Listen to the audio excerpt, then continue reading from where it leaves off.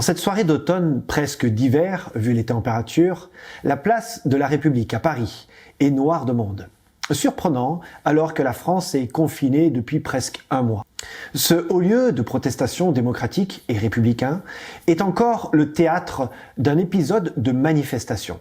Cette fois-ci, ce ne sont pas des gilets jaunes, ni les collectifs anti-PMA, anti-réchauffement climatique, anti-féminicide ou anti-masque.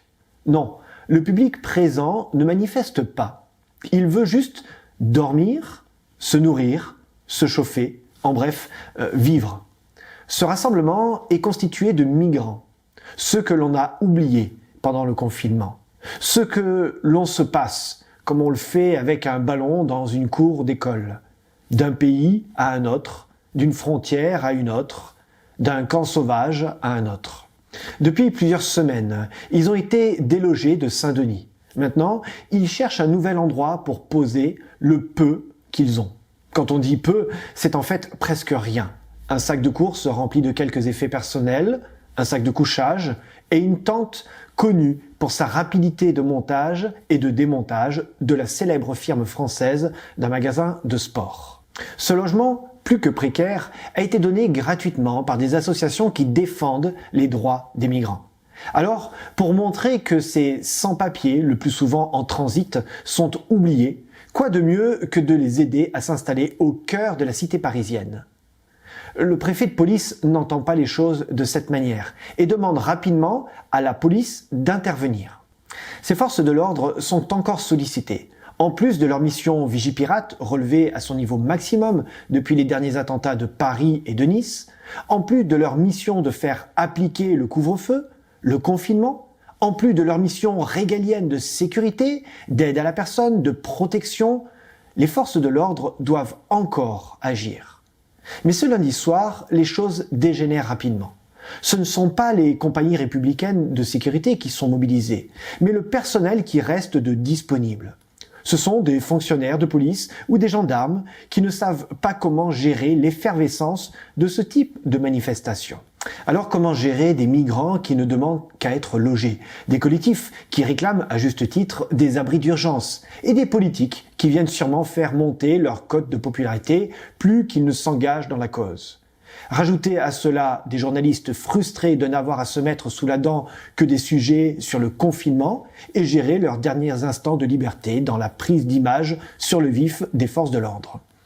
Les choses ne pouvaient pas finir autrement. Les matraques blessent, les insultes fusent, les menottes sont sorties, la foule siffle, les tentes sont déchirées, les gens crient, les affaires sont confisquées, des familles pleurent, des coups de pied, de poing, volent. Et ces images sont saisies par les caméras amateurs ou professionnelles.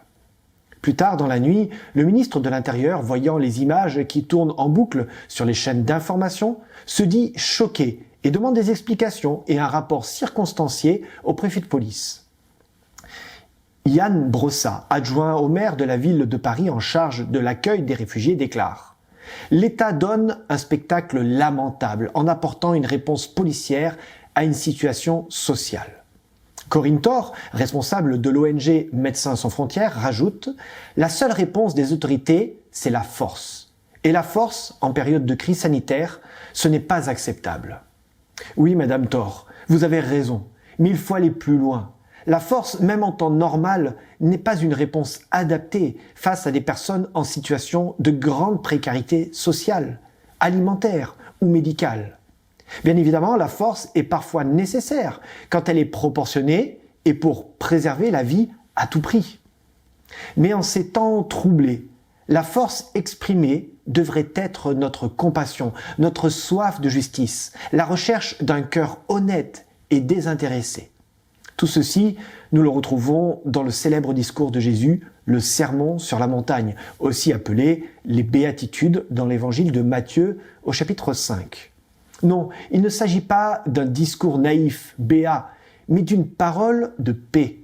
Heureux ceux qui ne se laissent pas emballer par la solution violente pour résoudre un problème. La recherche de la paix, la protection des plus faibles, voici à quoi nous pouvons juger une société moderne, une population développée, un peuple digne. Après les crises que nous sommes en train de traverser, serons-nous dignes pour accompagner ceux qui souffrent du chômage suite à la crise financière, de détresse psychologique suite au confinement, de mal-être physique et émotionnel suite aux violences subies?